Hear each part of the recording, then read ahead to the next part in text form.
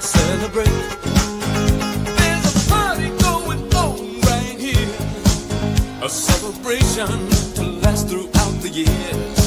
So bring your good times and your laughter too. We're gonna celebrate your party with you. Come on now. I love that song. Hello, and welcome to another episode of Shine with Curiosity and Encouragement podcast. I am your host, author Stephen Urias, author of Pet Series books and animator of the upcoming Curiosity Tales. So take a look out for that. As always, we are sponsored by Soul Sunshine. If you are an aspiring author, if it is your dream, or you need illustrators, or you need formatting, or you need marketing, reach out to Soul Sunshine at soulsunshine.com. We've had some amazing new releases, and we've got some amazing things coming up. Wow, December. How do we make it here this far, this fast? We are almost at the end of the year. I honestly can't believe how fast this year has gone. Big moves, setting up new locations, just getting things situated, squared away. It's been different, but it's been good. It's been highs and lows, but we're starting to come into that, calming of everything, getting everything down to where we need it to be. I don't know. It's been a different year, but different is always good, right? When I was in high school, there was an Arby's commercial that said "different is good," and I loved that, but I took it to say "nonconformist rule." So if you are a nonconformist out there and you like that, then you are absolutely on the best side of history there. Well, it is another week of Shine with Curiosity and Encouragement, and this week we have somebody very special coming to the stage. I met PeTika at the Jack's Book Fest, and she is a fellow children's book author, and she lives here in Jacksonville, and we met and we got along, and her books are fantastic, and we've done some working together, and she is one of the most positive, hardworking, brilliant people I've ever met, and she is coming to the stage now. PeTika! Hi, how you doing? Doing well. How you doing? I am breathing, so that's good. Breathing is good. Breathing is Yeah. good. It's better than the alternative in that, right? Absolutely, absolutely. So before we go on, I want you to introduce yourself to our viewers and let us know more about you. Okay, so Okay. hi, I am PeTika Tave, founder of Beautiful and Brilliant As You Are Books and More, or BayaBooks. Together with my teenage daughter, we are on a mission to affirm children and strengthen families through our high quality, high engaging, affirming books and products that teaches children to love themselves inside and out, while also increasing conversation between children and their adults so that we all make sure that they have positive self-talk and self-image. Oh, you had that down pat. You said that a couple times, haven't you? Oh, a couple hundred. I tell you that. Oh, goodness. I always see you at all the book festivals around town and all of the Yes. set up shops. And you have a beautiful tent, and Thank you. it's. When I first met you, I was like, "Wow, you know what you're doing. You got it all going on right there. You got a beautiful display. You got your books up there. It's fantastic. I love it." Thank you. But what made you want to become a children's book author? So actually, that is an interesting journey, just like everything else in my life. I hadn't set out to do that. It kind of fell into my lap, which is oftentimes one of the best ways to get into something. So the backstory is that I struggled with self-esteem and confidence as a kid. I was always the heavy child, tall and heavy. That's all I can remember. And every time I went to the doctor's appointment, so she's obese. Now she's super morbid obese. No, now she's super obese. Now she's super morbidly obese. I'm like, is there any other degree of obesity? Can you tell me that I am? So it was awful. And so by the time I was in middle school, 8th grade, I was 300 pounds. And then by the time I reached the age of 22, I was 427 pounds. And so I knew I had to make a difference. None of my other siblings suffered the way that I did with weight. And I was constantly up and down, up and down. I often joke that I could tell when people met me based on how small or how big I was when they first introduced me, or I was first introduced to them. But all jokes aside, I had great success as an academic in school, two wonderful parents, supportive brothers and sisters when they weren't terrorizing me. But we won't talk about that. And the one thing that no one could help me with was self-esteem, self-confidence, because I couldn't understand why I was always so tall and so heavy. So it took me a long journey to be able to appreciate who I was. And when I was 427 pounds, I was also expecting my first child, my son, and I was 22 years old. And so I had to make a choice to live for my son or die for food. And people who knew me back then knew that that was basically my catchphrase, because I went on a journey with Weight Watchers. I lost almost 200 pounds in 2006, and I became one of their Inspiring Stories of the Year winner for the Southeast region. I was on the Today Show, and I met Sarah Ferguson, the then Duchess of York. She ain't got that no more. Nice. Just Very recently. nice. But it was a whirlwind, affair, because I had to put my body and my health first. So then, from that journey, when I found out I was having my second child, my daughter, I wanted to make sure that she didn't struggle with self-esteem the way that I did. And so before she was born, I just wrote her a series of poems. And I was just like, I'm going to read these to her and let her know that regardless of how she looks, how big or tall, big or small, whatever she is, that she is enough. And so my best friend, I'm going to give her credit, her kudos, Jamila. She told me that I needed to turn these poems into a children's book. And so I did. And through the grace of all the people that I've met, Ms. Monica Knighton, she walked me through how to get my books published. In one lunch meeting, she's like, pick my brain for lunch. And then you're on your own. And I was like, thank you so much. Let me pick your brain. And so then she helped me do that. And we ended up going to my first event at the Jacksonville Melanin Market. And I still go to their events to this day. But my daughter and I took our little books and we were just like sitting there, didn't know what to do. It is Florida. It is the summer. We were outside and I did not have a tent. I was there for 5 minutes and I was like, oh boy, everybody else got a tent. I better go get a tent. And so I drove to the nearest hardware shop I could find. And I was able to get a little cheap tent. And some of my early footage, you can see it was a hot mess, but we needed it because we were going to be in the blazing Florida heat at the high noon selling books.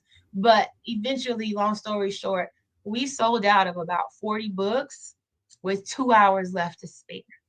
Wow. And when I realized we did that, I was like, we got something special. And I said, okay, we got to test it. So we went to another event. It was a Black Expo here in Jacksonville. And again, the reception we received from people buying the books was incredible. It was a very high cost to even enter that festival. And my best friend, she supported me since day one. She said, you know what? You sell your books. I'll cover this fee. You don't worry about the price. And I'm gonna tell you, it wasn't cheap. It was a few $100s. Okay, it was a lot of money. And we earned that back times 3. Wow.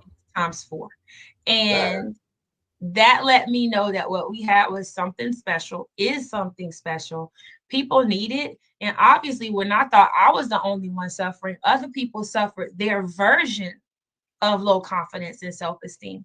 My stemmed from height and weight. As a female, 6 feet tall, 300 pounds, 13 years old, that was phenomenal. But then other people have their struggles regardless. Could be their hair, that could be their short, could be that they think they're too thin.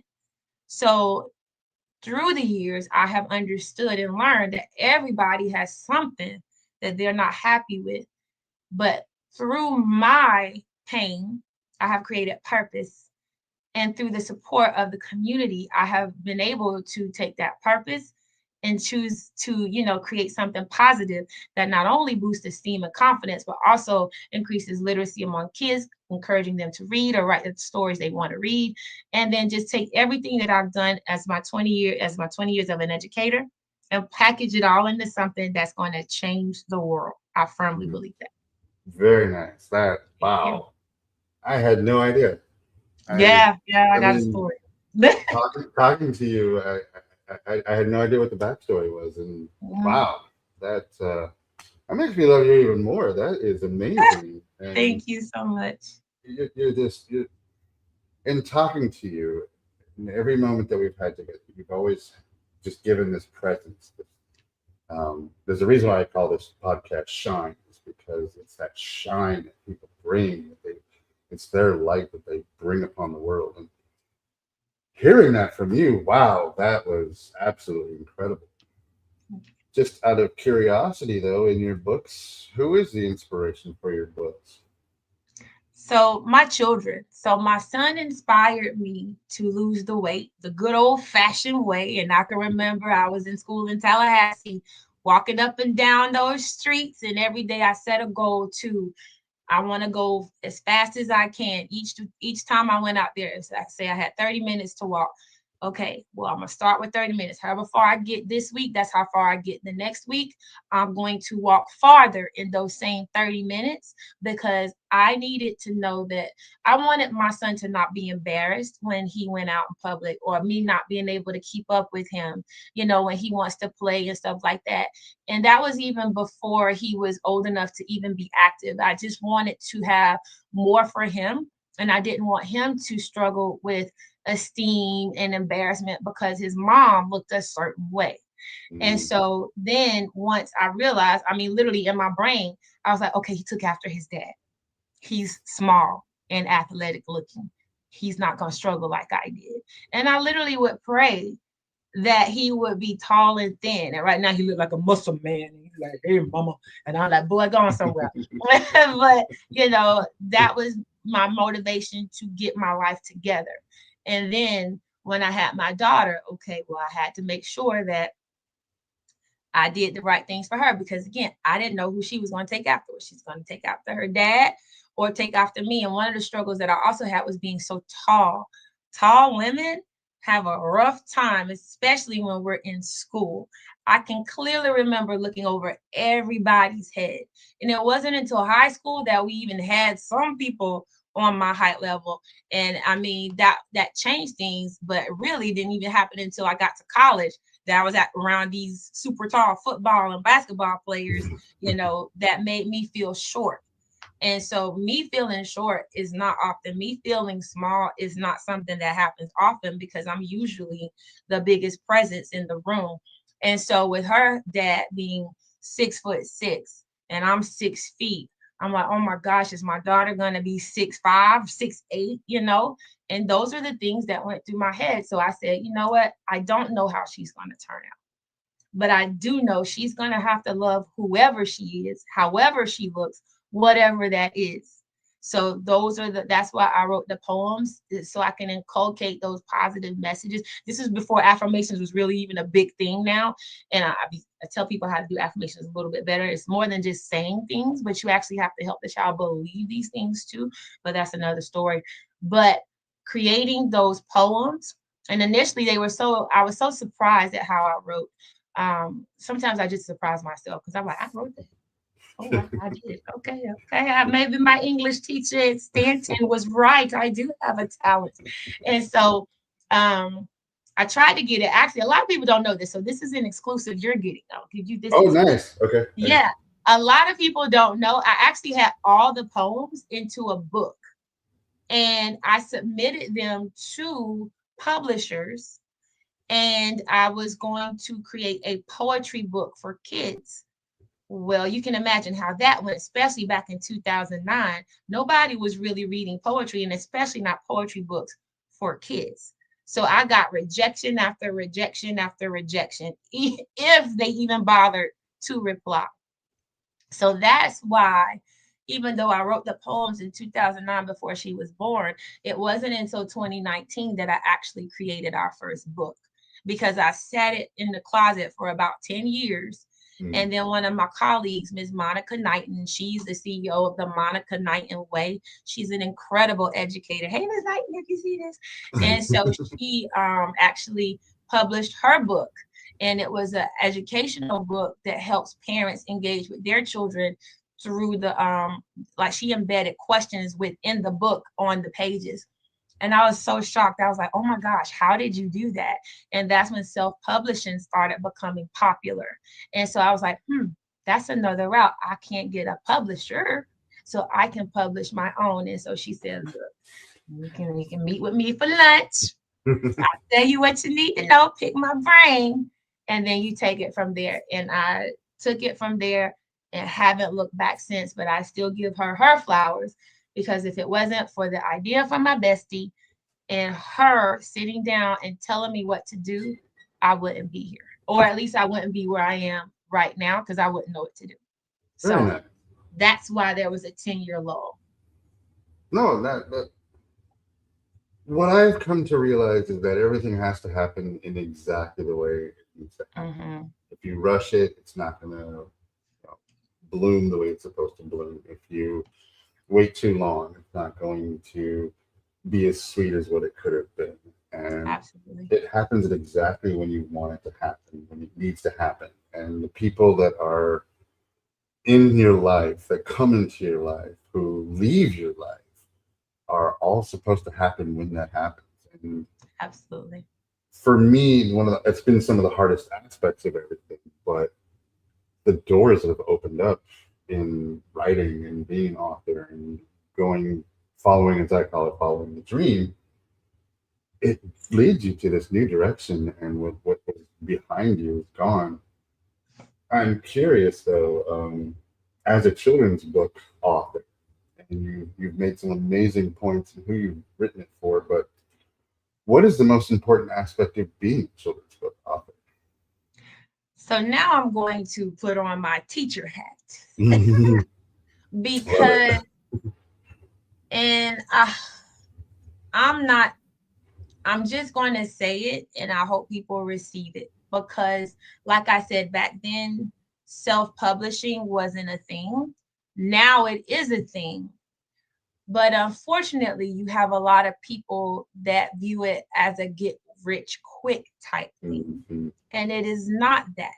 In fact, it needs to be even more intentional and thought out, because you are sending messages to children, the future. And it needs to have a level of work, worth, and quality that you would expect for your own child. And I say that with the utmost respect, because, but let me say this, but when I hear people just wanting to publish books so they can do a school visit, that's a turn off for me. Because as an educator, I'm not going to just let anybody come into my classroom and make a presentation to my impressionable students. And so also people want to do different activities. Well, do you know if those activities align with what we're trying to teach the child? And then do you even have the experience or the knowledge to be talking about these things in a classroom setting? Because what you may think is the writing process or something that they should know may not be exactly what we're teaching them. And I say all that to say this: some people put out products just to say they have it so they can hopefully get a quick dime. The dimes don't come quick. Once your family and friends stop supporting you, you really need to have an audience.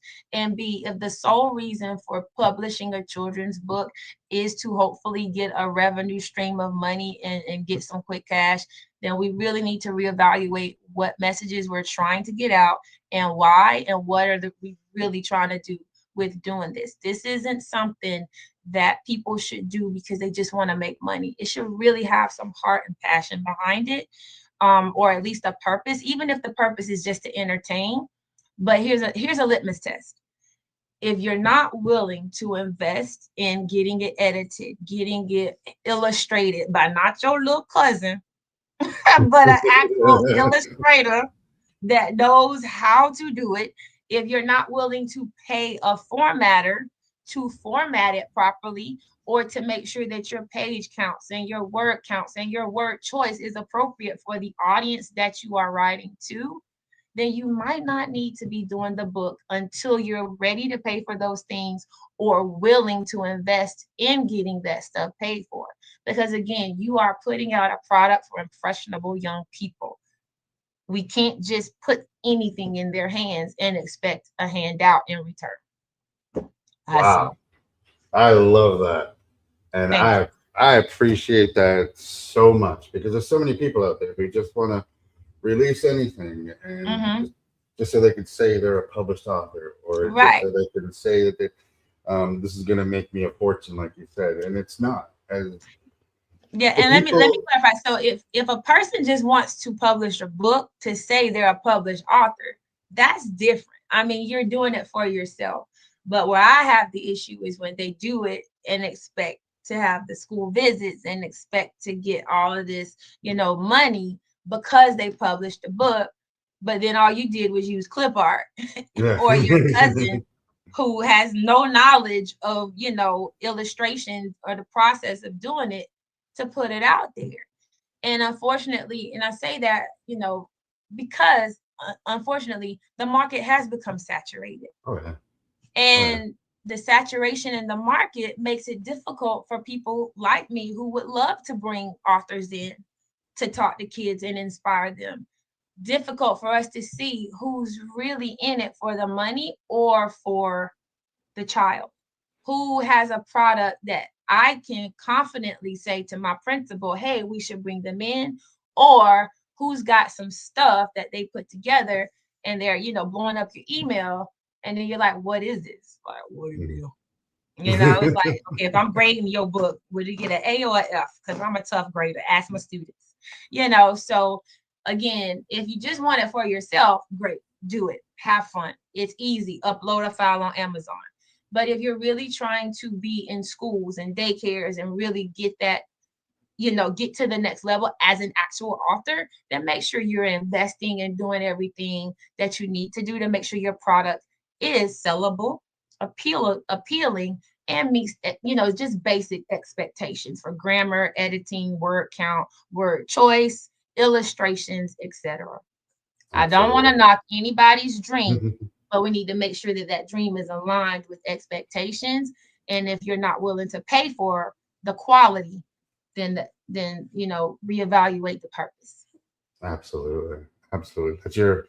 Let your pride and your ego go away and stick to people who know more than you Yeah. because that's how you're going to learn and that's how you're going to put out a better product. Exactly. And And honestly, my pride and ego wouldn't let me put out anything less than my best because I'm like, I ain't put my name on that. They'll stir me down. I tell my students, anything you turn in to me should reflect the best that you can give. I said, that's your name. You put your name on it. So it should reflect the best you have to offer. And so if I can't confidently open up a book and say, this is my book, baby, then why am I putting my name on it? My name is my father and my mother taught me your name is your gold. And if people say, oh, she got them trifling books, what have you done? So my ego won't let me. I know my lane. A lot of people ask me, they're like, did you illustrate? I'm like, no, no, no, no, no. You do not want to see my artistic talents. I am the writer, the creator of the ideas. I let everybody else do whatever else I need them to do. But that's just me. There are some talented writers and illustrators, but it takes a certain special skill set to be able to do that. Some people are successful with that. I am not, and I I know love, I that. love that. I love that. So, how many books do you have published right now? So actually, that is a great question. We actually have 8. So a Eight. lot Okay. of people don't know that my second book was actually not Brilliant as You Are, which is the companion to Beautiful as You Are. It's actually a personal finance book. It's a nonfiction personal finance book titled 30 Days to Financial Fitness.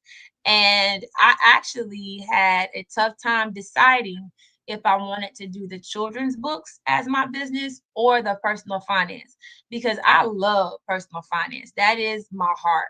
And I really wanted to help people, get their financial lives together because that's super important.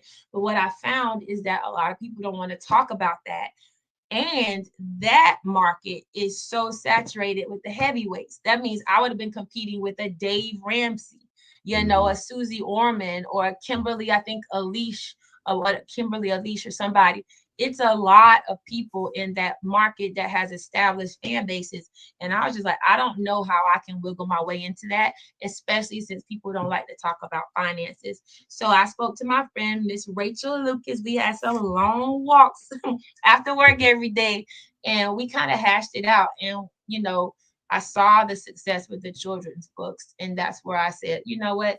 This is what I've been wanting to do since I was a kid, help kids that struggle with self-esteem. So this is where my route is going to lead. And so that's Nice. where I ended up.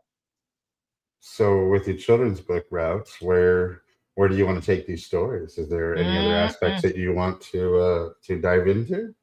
So 2026 is going to be a big year for our company. And Ooh. I'm super excited. I'm not going to give out too much, but I will say this. My intent was never to be an author. So that's something other people don't know about me. I never said I wanted to push out books, because that's just not my thing. But when I come up with an idea and I say, this could work, I'll push it out. So we have two new books coming out, probably in January and February. One of them is a board book.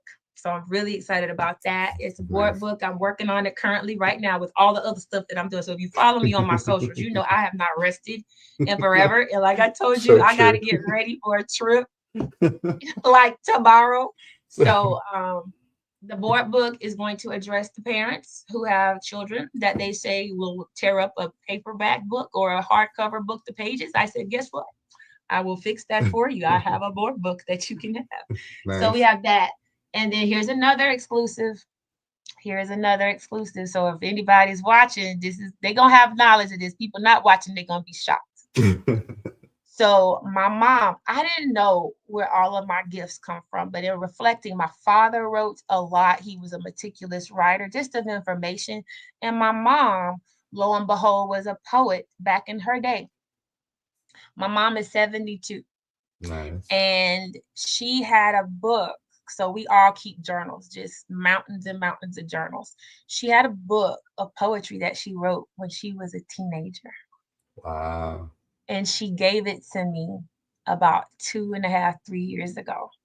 And I Wow. promised her that I would turn those poems into a book. Nice. And at this moment, I am editing that poetry book to be released in January, the month of her birthday. Wow. Yes. So, That is special. yeah, poems she wrote 50 plus years ago. And it's a backstory. She was a African American woman growing up in segregated Alabama, and it's Oh, wow. all the emotional things that she had to endure, and not with the segregation per se, but just figuring out who she was as a young woman and finding love and figuring out, do I stay here or go to the big city? And so I'm so excited to bring that to people, because just like I didn't know if people would connect to Beautiful or Brilliant as You Are, I don't know who's going to connect to her story, but we sure are going to tell it. And that's going to make my mom a published author as well. But of course, like I said, I'm putting her name on it and mine. So it's going to be top notch.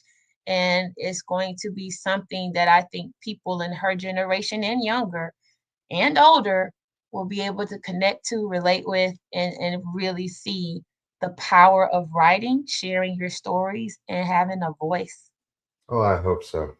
Another Just exclusive for Stephen. There you go. I want to read that because the experiences of growing up in that time frame, civil rights era, the changing of the world, Vietnam. I mean, Yes. America changed so much during that time. Mm-hmm. Martin Luther King, John F. Kennedy Jr., Robert Kennedy Jr., just all of these people that just made Yeah. such an impact on society and where we were going. And to hear that in poetry format from a female growing up during that time frame is going to be powerful. Yeah. I'm excited. Wow. I'm excited. And I was like, Wow. wow, mom, I guess this is where I got it from. She was like, yes. Mhm. Yes. So, and like I said, my dad, he didn't write poetry, or at least we don't have copies of my dad. So my dad was in the silent generation. My mom was in the baby boomers. So, but he wrote, I can remember he wrote meticulous journals of his work days. Like, and my dad has this immaculate way of writing that is unique to him in terms of just his penmanship. And you could just look at his journals for hours and Nice. you would just be taken aback. And for those who know me, I lost my, don't let me get emotional, but I lost my dad. We lost my dad in 2021. So it's hard to believe we're coming up on the 5-year anniversary. But Why I Love Grandpa was created for him. He never got to see the completed copy of the book, but when I wrote the manuscript with my children, they actually were able to read to him the text Oh, before he passed away. And you could see his whole world light up as he heard his grandchildren reading Why I Love Grandpa. And so that's something oh, I will never forget. I only wish he could have seen the actual book, but the character Grandpa in the book is modeled after my father. So I was very intentional in having the illustrator recreate my father in cartoon form. And so the nice. illustrated version looks like my father. Very nice.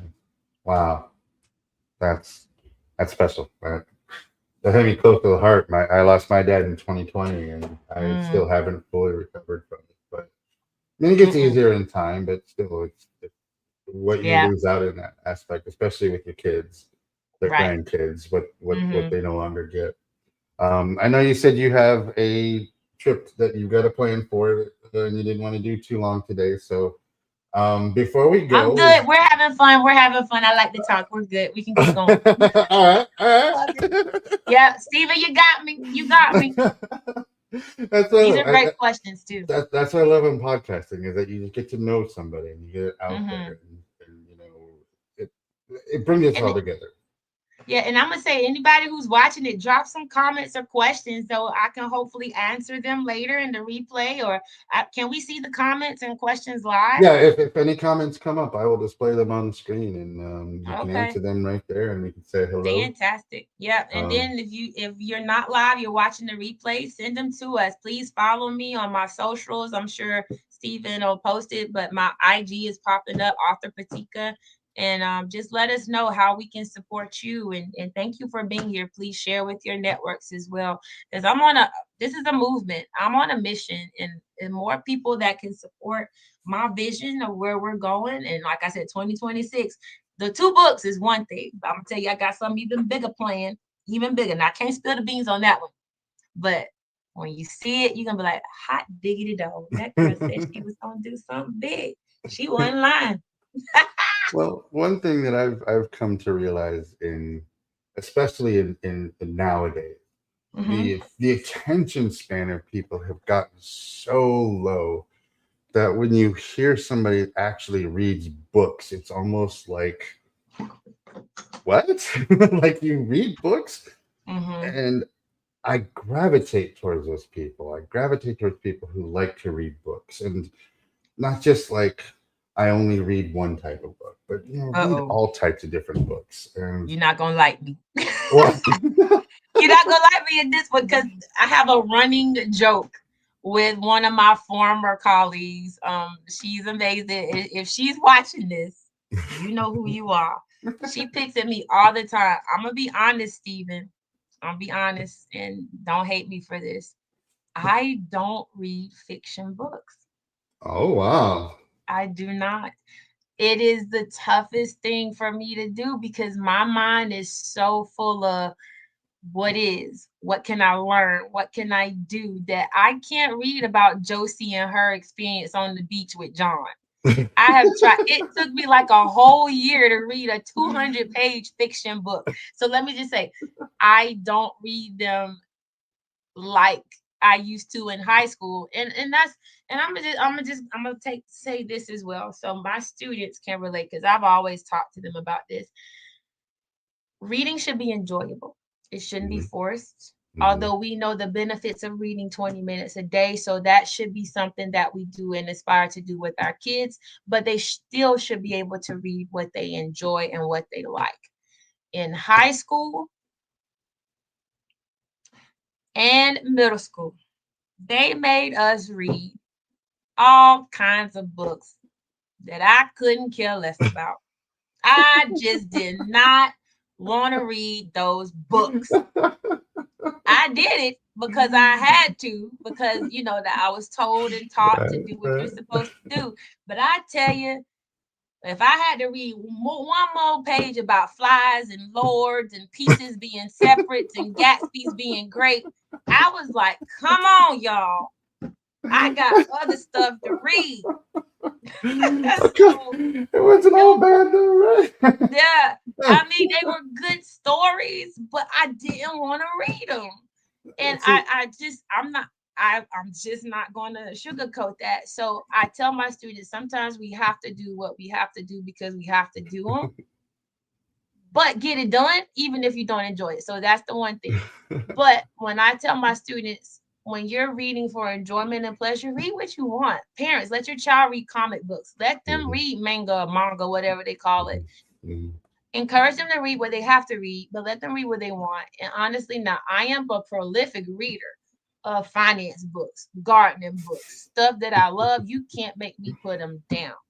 I can recall going to the library with my children, and because my time is so limited, I already knew 365, 362. Those was the Dewey Decimal numbers that I went to straight when we went to the library. And I would get all of the books. I could, like 10, 15, 20 books. I think they would let us check out at a time. I would get my 10, 20. My children would get theirs, and we would take them home. And then I would come back after, renew them every 2 to 3 weeks or whatever. So I think now you can get them for like 6 weeks or whatever. And I would just read them, just read them, just read them. And that's where I got my joy from, just reading the books I loved. But if you told me to go get a bunch of books about how Stella got her groove back, no, I ain't Stella and I ain't grooving with no book. That's about that. So I can appreciate that. Just let them read. My children will read, and honestly, I think it kind of rolled off on them or rubbed off on them because they'll read nonfiction as well. I don't know what my son read. He's 22. I don't know what he read. But my daughter, she'll read certain things as well. She obviously reads what she has to do in school, but she likes fashion. And hair stuff. So she's a prolific reader of those types of things. And I'm okay with it because you're still they're still getting knowledge, interacting with words, understanding other people's way of writing, and learning. So that's the whole point, enjoying what you read. Absolutely. But so I know you say you like people that read a bunch of different stuff. So don't. Well, look, how about autobiographical? Do you read autobiographical? Oh my gosh, Lord. It takes honestly, I think I picked up Michelle Obama's book. Okay. I don't know if I picked up any more Literally, my brain is one track. When I want to learn something about something, I get it. Now, I do read recommendations. So, like, I'm in the middle of this book called The Black Swan. I don't have it right now, but it is phenomenal. It is phenomenal. This is changing my whole perception of just business and things of that nature. I love books. All Susie Orman, I have read all of her books pretty much. Like that one, is that an autobiography? No, it's I'm isn't it? I just like it. So Susie Orman, David Bach. Oh my gosh, I love his books. Profit First. I don't know if he wrote Profit First, but I think he's called his books are Smart Couples Finish Rich, Smart People Finish Rich, stuff like that. Dave Ramsey, I do love it. And here's the thing with me when I read, and this is probably why I like nonfiction too, because if I have a topic that I want to learn about, I will get different perspectives on that topic. So I can see what different people have to say about it, and then I form my own conclusions, come to my own understandings. That's synthesizing information for those students that are watching this. And so I think that's why, because you can't synthesize information with beach love stories. Like, are they on the same beach? Like, is the grass green before they get there in the winter? I don't know. I can't do that. So my brain likes to build and expand in knowledge that I find useful. I don't escape reading a book about somebody else's fantasies or whatever. I escape by reading books I enjoy while drinking coffee and sitting on a beach. That's my escape. There we go. I will take it. I will take it. No, I won't hold it against you if Okay, thank you, Stephen. Thank you. you Thank you. I'm not even entirely sure where to go from here on that. Oh, look, I can talk all day. That's my problem. I talk too much. All right. Well then, this is actually probably going to be a great question for you because Okay. I ask this question a lot in the podcast, and when it comes to authors are very creative minded, and they're very dreams and hopes, and living out in that fantasies and everything like that. So I've gotten some feedback on this, but what's the best advice that you have received? Don't worry about what everybody else is doing. Just do you. And Oh, I tell this to people, even my students, I'm like, especially when they say, I don't like to read, I'm like, you just haven't found what you want to read yet. Well, I still don't like to read. Okay, well, then write the book you want to read. And so ooh, here's the other thing I say. How many libraries do you think are in Jacksonville? Well, I'm gonna ask you, how many libraries are in Jacksonville? 6. I need you to understand we got more than 6 libraries in our library system. Oh my gosh. It's like 20. I don't know, 20. But then, so Jacksonville's a big city, so we have a lot. But think about how many books do you think are in a library? Even as like the downtown library, how many books you think are there? 30 to 40,000. Yeah. And so even with the smaller branches, we have tons of small branches. I think maybe like 14, 15 to 20 library. Hey, y'all, if y'all know or can research it, put it in the comments how many about libraries we have in Jacksonville, Duval County. So you said 30 to 40,000. And then the smaller libraries, let's just say they have 5 to 10,000. That's in Jacksonville alone. Multiply that by Florida. How many libraries we have in Florida? We'll just say 100. We can be conservative. We'll say 200. Okay. Okay, this is the math people. Let's math people do the calculations.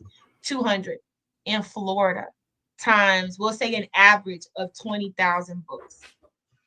I don't know. You're doing the math, Stephen. I don't know. I'm just 200 going. libraries with 20,000. You're looking at 2 million. 2 million. So then that's just in Florida. Now I know you have repeats and repetitive books across libraries, across places, but think about you multiply that times 50 states and then territories and then 50 to 500 countries. You literally have millions of books in this world. And those books represent something that somebody thought other people would want to read.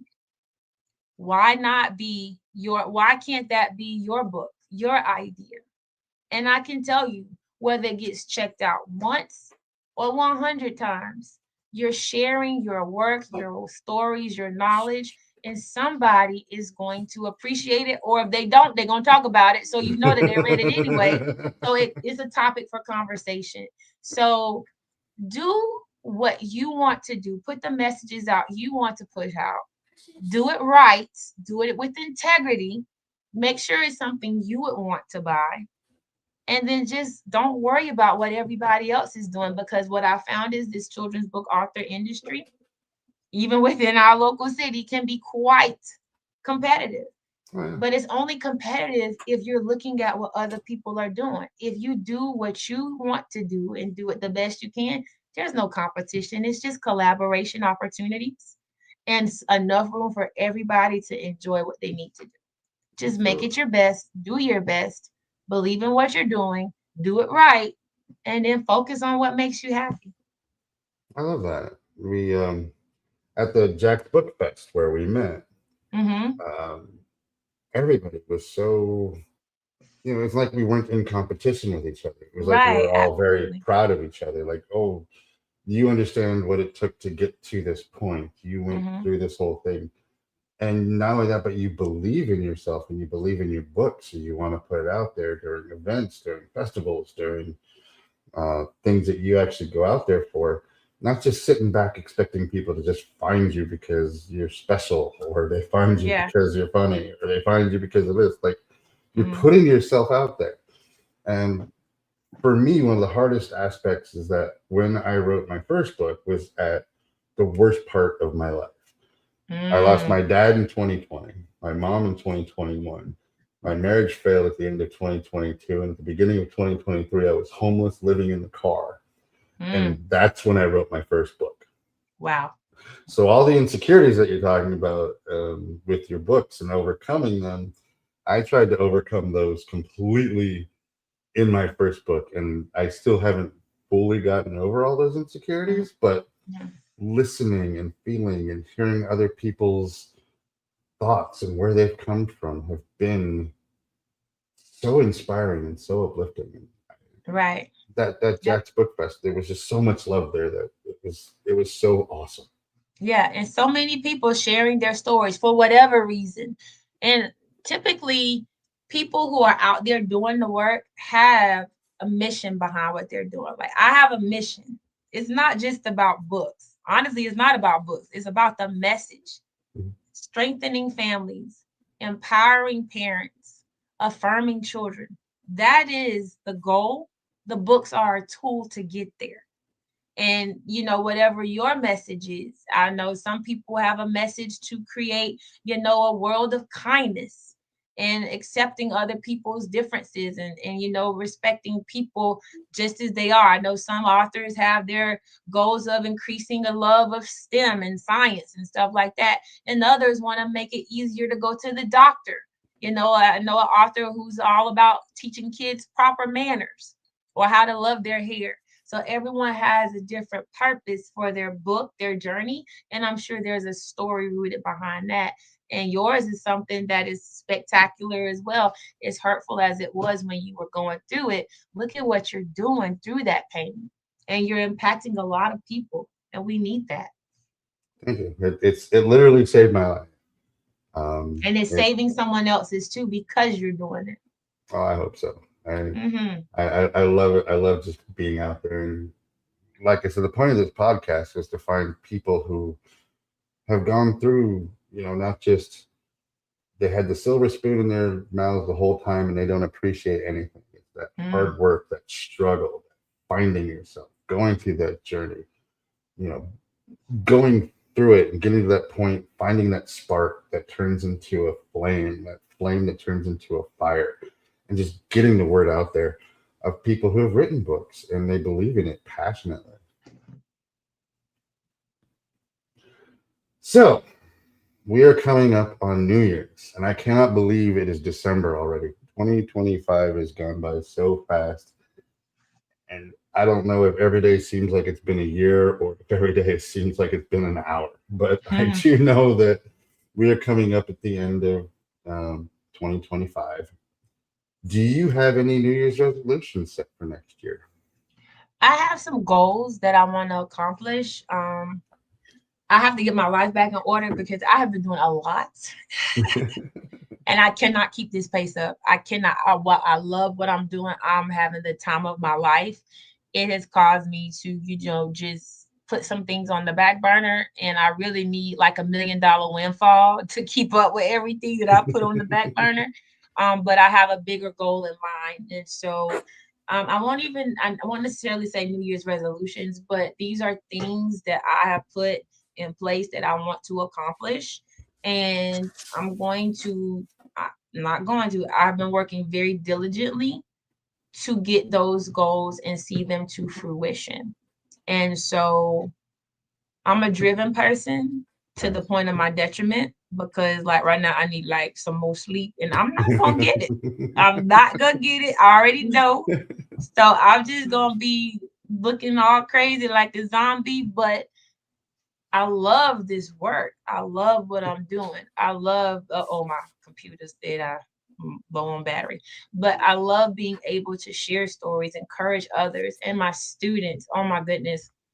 Me going to elementary school was not in the cards, but I will tell you, these kids, as much as they have caused me my ache and my pain, I have seen a resilience in them that makes me encouraged for their future, because I was able to bring all of my prowess and knowledge from middle school, 17 years of middle school, to them. And honestly, another reason why I'm here right now is because this is my second year with this group of students I have. And I really want to see them be successful. And I really want to see how far they can go. And it just makes me happy to be able to do what I love with the books, coupled with my passion for helping children love themselves and encouraging them to do and be their best, and seeing them be successful in a world that values grades and test scores, where they can say, you know what, I can do that, but I can also do this, and I'm still 100% successful because I set a goal, I accomplished it, and I'm moving forward. So I just want to continue that. It may look a little different in 2026, how I accomplish those goals in terms of moving forward. But I have visions, I have goals, I have dreams, I have aspirations. And like I tell my students, I still don't know what I want to be when I grow up. Like, wait a minute, aren't you a teacher? I'm like, yeah, this is me right now. I'm only 21. I still got my whole life ahead of me.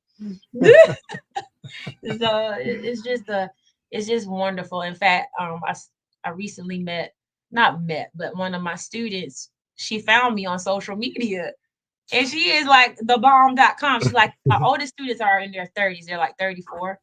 And she's like this high powered executive. And she's like, by the way, did you teach at Highlands Middle School back in the day? And I'm like, hey girl, how you doing? Look at you.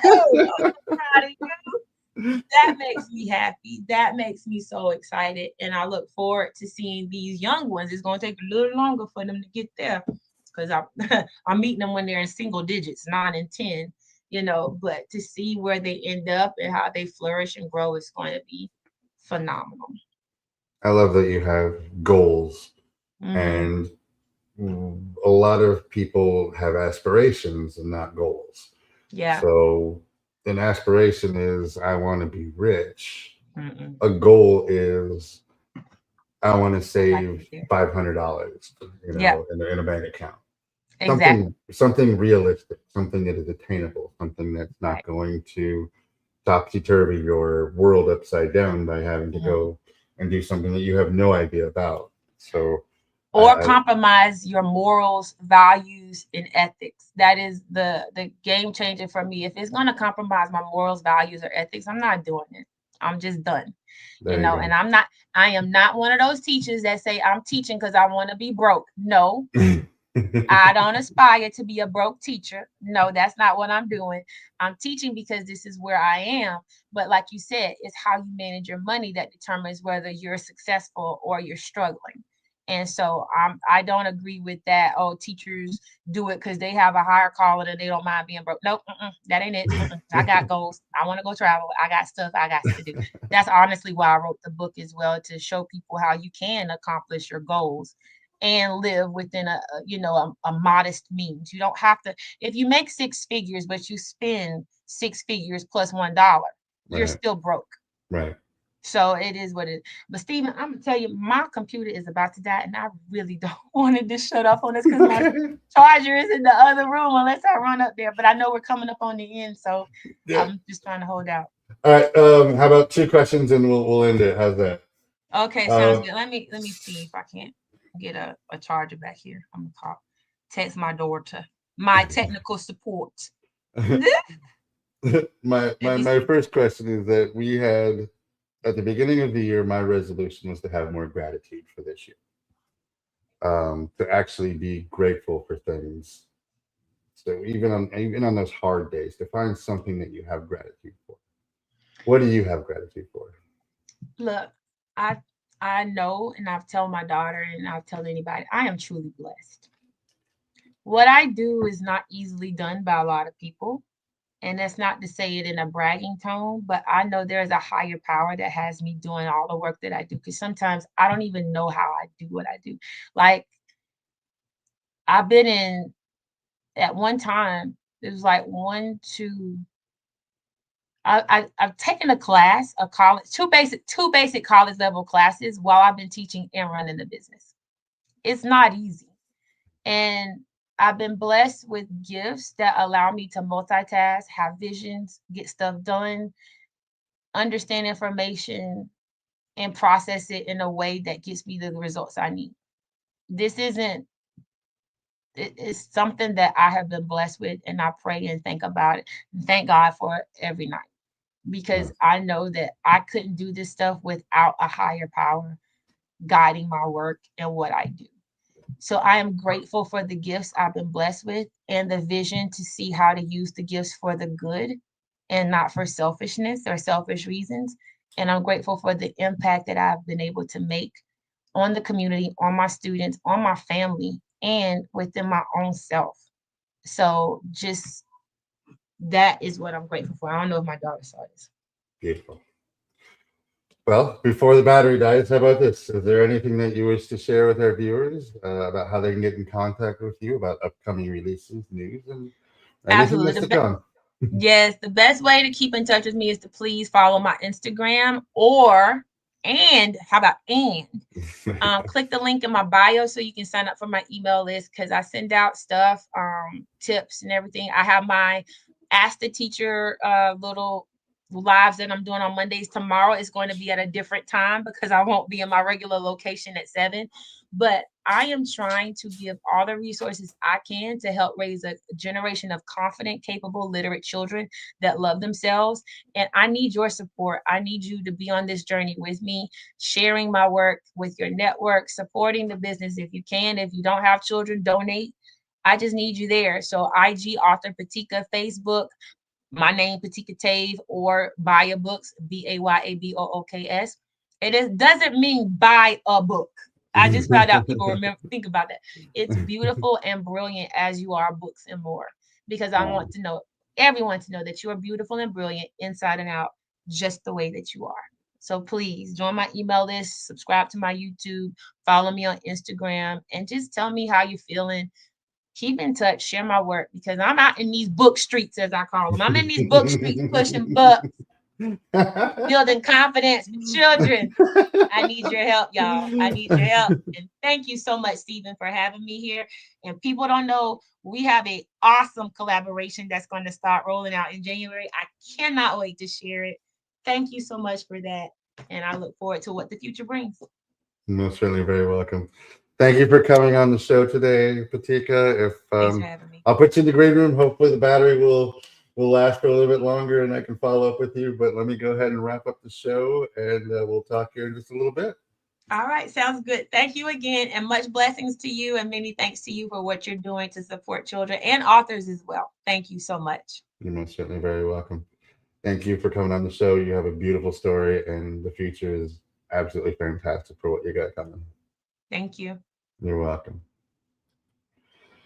Wow, that was fantastic, absolutely fantastic show. I having met PeTika, she gives off this aura that just is confident and brilliant and powerful. And I knew right away when I first started talking to her that she was somebody that I wanted to talk to and somebody that I wanted to collaborate with and somebody that I wanted to get to know more because she just is that powerful and what she's doing out there with her books and what she's got coming.